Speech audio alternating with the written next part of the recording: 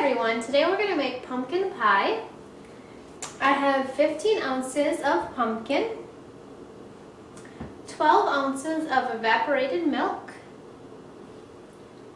I've got a half cup of brown sugar, and you do want to make sure you pack that tightly when you're measuring it. I've got a quarter cup of white sugar, 2 eggs. I've got a half teaspoon of salt, 1 teaspoon of cinnamon, a half teaspoon of ground ginger, a half teaspoon of pumpkin pie spice, and then you're going to need 1 pie crust, and you want this unbaked. It's up to you. As I say, around the holidays I actually usually buy the prepackaged ones just because I don't have as much time otherwise. Feel free to make one from scratch. And then you just want to preheat your oven to 425 degrees.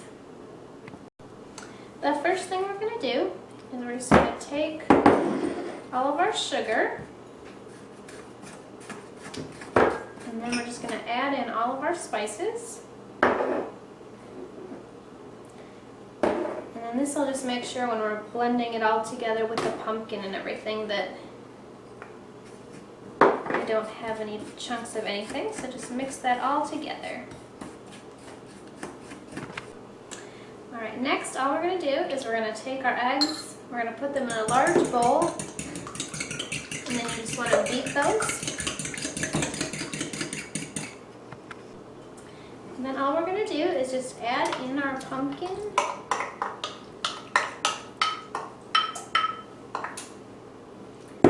And our sugar and spice mixture, and then just mix that all together.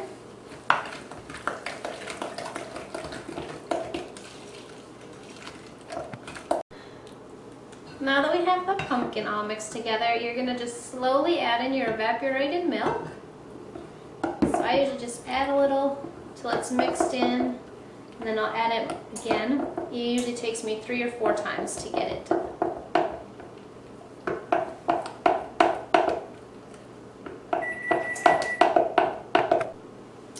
Now that we have the evaporated milk all stirred in, then all we're going to do is pour this, and you want to make sure that you do have a deep dish pie crust. So just pour that in,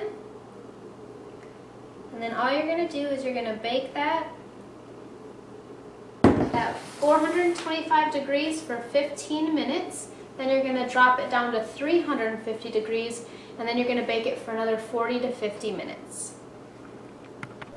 I just took the pie out of the oven. You are going to want to take a knife or a toothpick to check to make sure that it comes out clean, to make sure that it's finished. Otherwise, you're going to want to cool it on a wire rack for about 2 hours, and at that point, if you're not going to eat it, just put it in the refrigerator. Otherwise, hope you enjoy.